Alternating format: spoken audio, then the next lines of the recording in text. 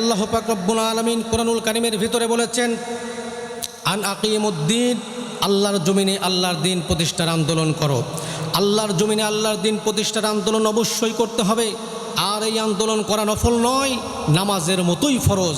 নামাজের মতোই ফরজ, যেমনভাবে নামাজ পড়া ফরজ, রোজা রাখা ফরজ।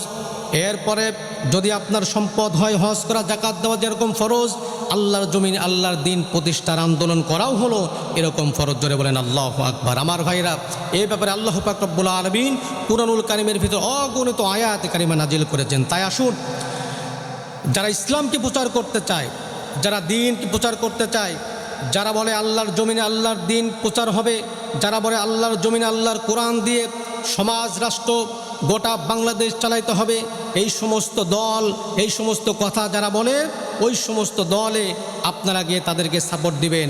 আপনারা তাদের কাছে গিয়ে অংশগ্রহণ করবেন, তাদের দলে আপনারা অবশ্যই সামিল হবেন। প্রিয় ভাইরা, বাংলাদেশে অনেক দল আছে, যেই সমস্ত দল নিজেদের কথা বলে, যেই সমস্ত দল নিজেদের আখেরের কথা বলে, যেই সমস্ত দল শুধুমাত্র নিজেদের পেট ভরার জন্য বিভিন্ন রকম রাজনীতি করে, কিন্তু জনগণের জন্য রাজনীতি করে না। আল্লাহর জমিনে আল্লাহর দিন প্রতিষ্ঠিত হোক, এই আন্দোলন যারা করে না, আল্লাহর জমিনে আল্লাহর কোরআন দিয়ে রাষ্ট্র সমাজ চলুক, এই আন্দোলন যারা করে না, এটা যারা বলে না, ওই সমস্ত দলে আমাদের যাওয়া যাবে না।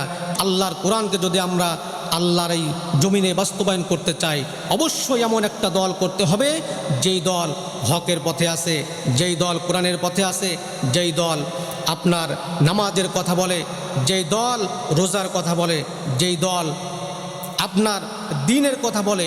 আপনি মারা যাওয়ার পরে এমন দল আপনি করবেন না, আপনি মারা যাওয়ার পরে আপনার নেতা কর্মীরা, আপনারা জানাজার নামাজ পড়ানোর যোগ্যতা আপনার নেতা কর্মীদের নাই।